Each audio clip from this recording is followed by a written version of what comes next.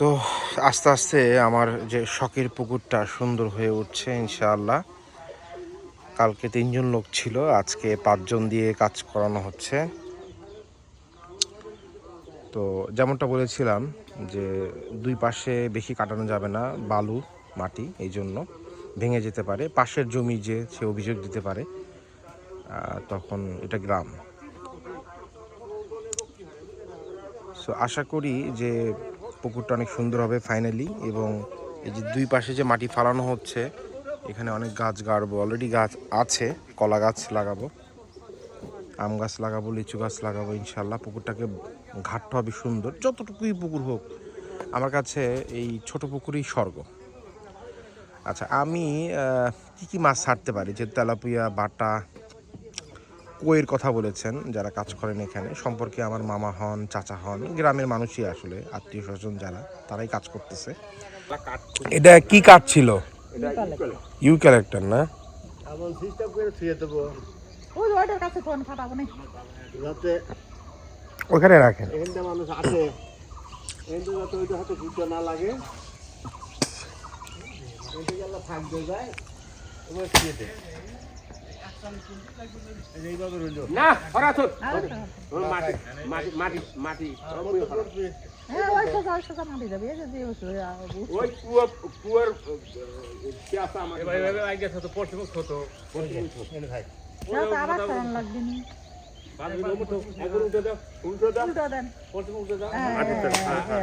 সুন্দর হয়েছে, এবার রাখা সুন্দর হয়েছে। একসময় ফাটা দিলি হেরি।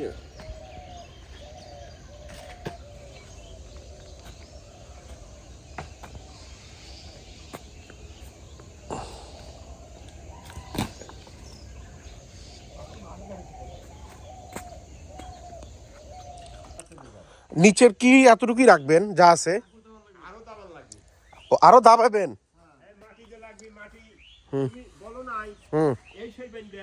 কোনটা? হ্যাঁ, তাছাড়া উপায় নাই। আচ্ছা, আর এইটা এই পর্যন্ত শেষ? আর এই পর্যন্ত যাওয়া গেল না? তো এটা তো ছিল এই পর্যন্ত। এই যে বালু মাটি, তো একদম একদম বালু মাটি।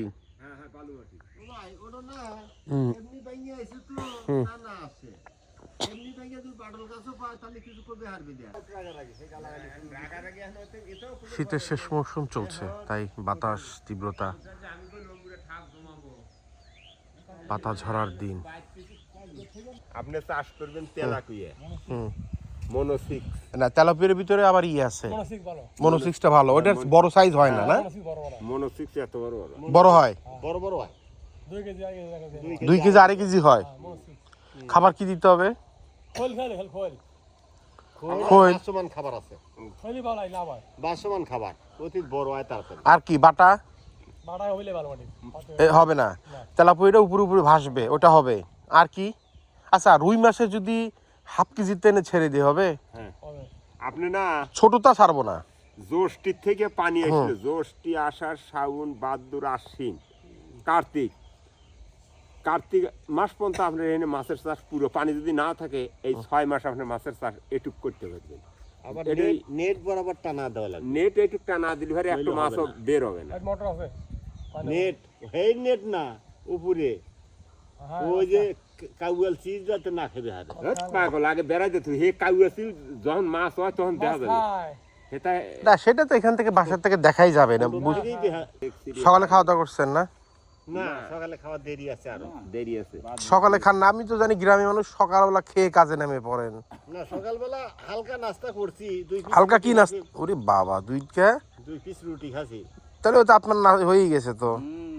বাড়ির রুটি নাই, এই যে দোকানের না, বাড়ির রুটি। আমাকে 2টো পরোটা ভেজে দাও। ওরে বাবা, কয় পরোটা ভাজবো, তেল নাই। আমি পরোটা ভাজি ওর খেলে আমার তেল ফুরিয়ে গেল রে। আমার ছোট খাস 8-10 খান ওটা না রুটি, আমার হালিম বড্ড খায় 3 খান। তোমার লাতিন কয়টা খায়? তো এভাবেই আসলে গল্প হয় গ্রামের মানুষের সাথে। আর এই যে মাটি ফলানো হচ্ছে এখান থেকে একটা বিরতির পর আবার শুরু করলো কাজ।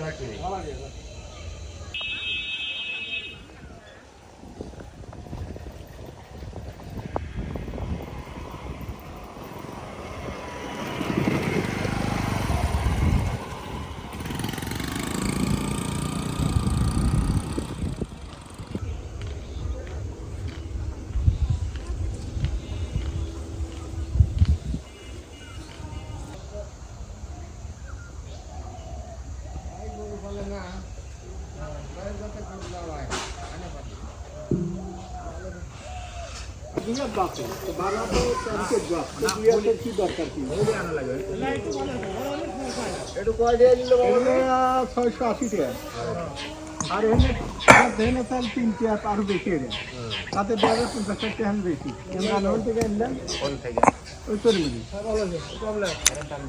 এত 100 টাকা মতন বেশি ব্যান ভাড়া দেন 30 টাকা বসে গেল কত 70 টাকা চলি ভাড়া পড়বে দাও এটা কত লাগলো তো বাজার কা হ্যাঁ দাও বলো ভাই ভালো হয়েছে না মেলা একটু বড় হয় কই সব বড় দাও বলে দাও এটা কখন দিবেন? ওইটার সাথে রাখছেন কি জায়গা খালি?